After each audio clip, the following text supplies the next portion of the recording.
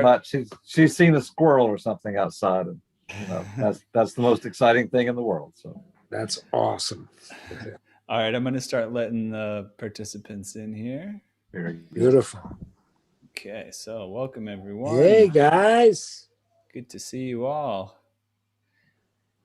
Saturday morning. One more time. One more time. Yeah, that's one more time. That's a good way to put it.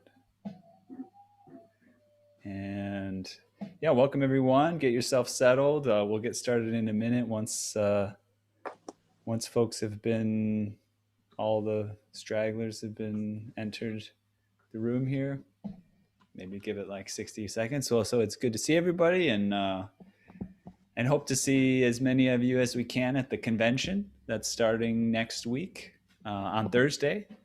All day Thursday, Friday, Saturday, with a few breaks in the middle of the day. Got a couple of really cool sponsors. We've got the piano book, and we've got Schiedermeyer Celeste as well, and we've got a bunch of really the Celeste that literally every orchestra Celeste uses. Yeah. Yeah. And actually they're going to give a little talk during Paul McNulty's, at the beginning of Paul McNulty's lecture too, so that'll be interesting to hear. Awesome. So yeah, so I'll let a few more people in, and then we'll give a little bit of an intro to the session today. So give me 1 second. And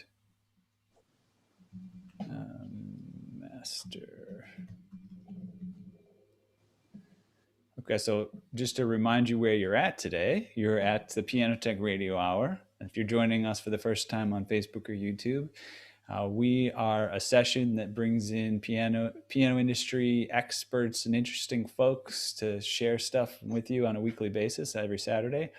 This program is brought to you by Piano Technicians Masterclasses, an online educational resource that offers you cutting-edge instruction from piano industry masters without leaving your home. You can find out more at www.pianotechniciansmasterclass.com. And today's guest is a very intriguing fellow by the name of Thomas Strange. And he's actually been referred to us by one of our esteemed previous guests and also lecturers, Sally Phillips. And Thomas Strange has presented numerous lectures, concerts on early piano development, is a builder and restorer of earlier keyboard instruments. He's author of an article on the life of early square piano forte builder John Geib, was published in 18th Century Music, March 2010. Some interesting things about him is that he has an extensive background in material science, author of 43 patents. Wow, that's pretty exciting. I can't even imagine having one patent. Oh, let me let a few more people in here. If you folks who are co-hosts, go ahead and just let people in as they join. Yeah, and it appears that he's specialized in things like capacitors and aluminum electrolytics. So we don't have any, a lot of us are multi-talented here as piano technicians, so there may be people who have questions about that feature of your work, but we probably won't go too deep. And you've also been inducted into the St. Jude Medical Patent Hall of Fame in 2005, and you chair of the Services Board of Directors for several institutes. So we've got with us a fascinating, multi-talented individual who we hope to get to know a little bit better. But really, I think what you want to talk about is your musical instrument museum. So tell us a little bit about that musical instrument museum and where it's located, and just the basics. We'll dive into deeper questions after you give a short intro. Well, certainly. So, I'll just set the story up.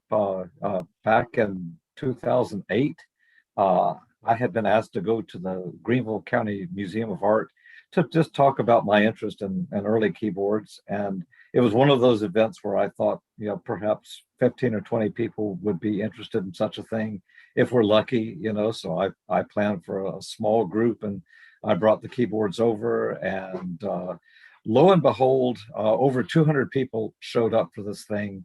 Wow. They were dripping off the balconies, and I was just astounded by how much interest there was. So I continued to collect. I had made contacts with a number of the schools through that event, and so they began to send students over, and the interest was clearly growing. So the question that was posed to me was, Tom, what happens to this wonderful collection that you've already assembled after you're gone? And I thought it was a really great question. And the answer that I came up with was, why don't we make this something of a gift to the city of Greenville, and we'll bring it in and we'll set up a museum in Greenville, and allow people from the public to come, and maybe people from other parts of the country would enjoy coming too.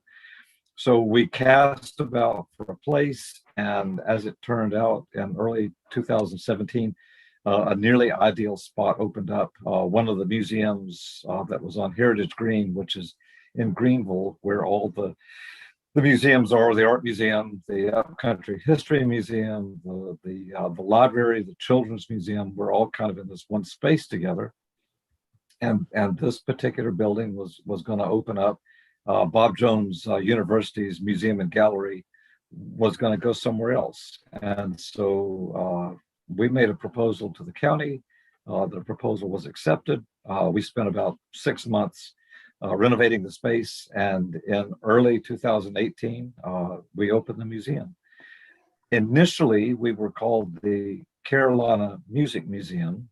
We had named ourselves that so that the county would understand what we were trying to do, and that it was, had local interest, and so on. And so, local interest was quite high. Through our first year and a half, things were going pretty much as we had expected. And then something unexpected took place, which was a very, very large collection of musical instruments, world-class collection that was in Boston. It was the collection of Marlowe Sigel. Marlowe and I knew each other when we were both collectors, and we respected each other. We would meet at conventions and such. And so Marlowe passed away without a good plan for his collection. And as I began to talk with the family, it became clear that we might be the solution for the Sigel family. And the key there was, would they financially support bringing the collection here, and what it would take to kind of, make it work for Greenville. They said yes. We agreed to rebrand our name, and so we became the Sigel Music Museum, which is how we will be known going forward. And now we've gone from a very, very good private collection to a world-class collection of keyboards, woodwinds, guitars, and other musical instruments. Wow. Yeah, quite interesting. I think I might actually just do this right now. I'm going to pull up the website here, just to kind of give people a taste. Very, very beautiful website you have too, and shows the beauty of the instruments that you have on location there. Is there anything specific that you would highlight about the website itself, or things that people might find interesting to check out while we're on this session? Or yeah. So one of the most valuable parts is that there's a newsletter section of the website, and every month we put out a newsletter that's updated, that tells you kind of what we're doing. At the moment, I have the gems of the Marlowe Sigel collection on display. So it's called Sensational Sigel, and there are some wonderful things. If you've ever wondered about the historical background for keyboard instruments, we pretty much have everything you need to see right there in the museum. So it makes a great visit. And now that we're kind of coming out of the COVID times and people are going to be able to mix, I'm looking forward to hosting people coming in. We will have this exhibit up through at least the end of this year and into 2022, to give people a chance to really see what's going on. Wow. So this unbelievable gift, whatever, grace from life itself, happened when? 2018? So That in you, that 2000, you, in 2019, I had begun talking with the family in January. wow. By May, we closed the deal. And so, just in numbers, the numbers are astounding. Over 85 pianos and harpsichords from that collection, over 600 woodwind instruments, Jeez. several From, dozen. from, from, Are- from how many centuries are the woodwind so instruments? the earliest instrument on display right now is from 1575. Oh Uh, my im- God. Imagine Shakespeare is 11 years old when this is made. And then one of the neatest parts of this collection, and quite frankly of mine as well, is that many of the instruments still play, and they still play very well. So And so when, when herd immunity occurs, are you going to have live performances with these instruments, some of them? there will be certainly starting in September. We'll resume the concert series that we had going on before. But this summer, I expect to be able to do some limited seating for people, and then if you follow us, we're currently recording all 32 of the Beethoven sonatas on modern piano, and many times on the early piano that's period appropriate for that period of Beethoven's life. Zachary Hughes is doing that, doing a wonderful job. So you can dial in as free. You can watch every week. What's the artist? Who's the artist? Zachary Hughes. Zach And is, and yes, go he's ahead. doing it. He's doing it on both on a modern piano and Right. an appropriate period piano. That's correct. So Wow. What we, modern piano is he using? we're using a Steinway D that Sally graciously Well, naturally, worked on it for us. I forgot you got the Yeah. badass of all time down there. It's now a great piano. When it came in, Well, it needed a lot, as some of you know. Sometimes they're a little bit abused. This one had some inappropriate things done, but Sally put it back to rights. this is why pianos are so insanely technician artisan dependent, which Then, you know already probably. yes, and then for the early pianos, I'm kind of the resident expert at this time. Wow. I am looking to bring up younger people into this field. I will just tell you right away, it can be lucrative and it's very rewarding. Wow. So you know what? I'll bring the site back up real quick here because I've noticed we can listen to some of the instruments. So let me do that real quick.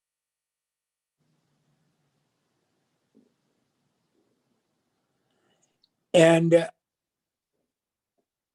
okay, so let's check this out.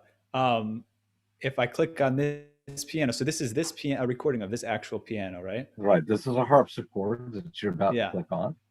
Yeah, this is awesome, actually.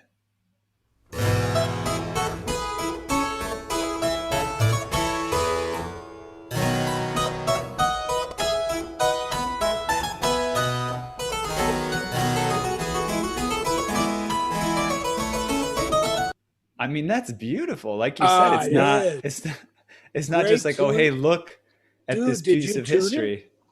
Did you tune it? I do tune them, yes. Oh my God, it sounded good. We're all like these big rabbit-eared, bat-eared nerds out here. Well, that sounded good, man. Let me tell you, before we move to something else, let me tell you just a bit about that harpsichord. And it's on display, and you'll want to come see it. That harpsichord was the wedding present from King George III to his new bride Charlotte when she came from Mecklenburg, Germany. Wow. And then, even more significant, perhaps, in 1764, when the 8-year-old Mozart and his sister Nannerl were brought to court, that was the harpsichord that they played for the king and the queen and the courtiers. So a very well-known harpsichord.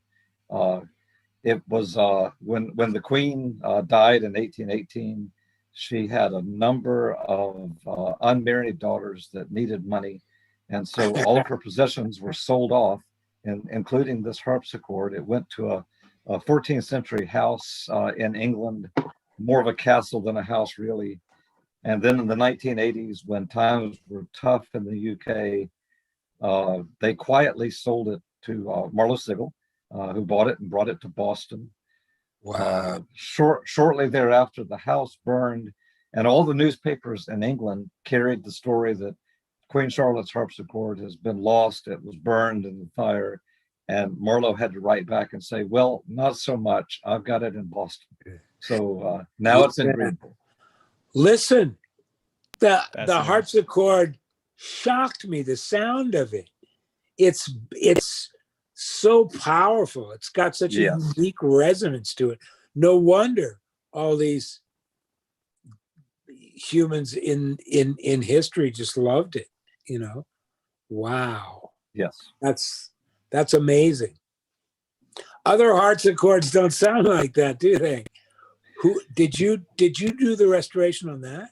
I did all the work on that. Wow. Yes. Now I will tell you that it was still in pretty good shape, so it didn't need a huge amount. But I restrung it in Stephen Burkett wire. Stephen is a professor and researcher in Canada who has come up with the correct wires for the time.